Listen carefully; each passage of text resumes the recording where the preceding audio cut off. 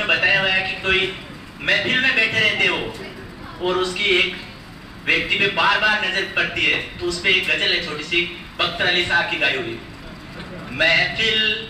में बार बार किसी पर नजरें गई, महफिल में बार बार किसी पर नजरें गई, हमने छुपाई लाख मगर, हमने छुपाई लाख मगर फिर उधर गई, महफिल में बार बार किसी पर नजर गई, बार बार किसी पर नजर गई। अब गौर करके सुना एक छोटी सी बात,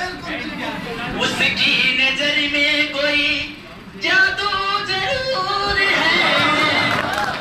उसकी नजर में कोई जादू जरूर है, जिस पर पड़ी उसी के जिगर तक चली, जिस पर पड़ी उसी के जिगर तक चली, महफिल में बार बार किसी पर नजर गई, हमने छुपाई लाख मगर, हमने छुपाई लाख मगर फिर उधर गई, महफिल में बार बार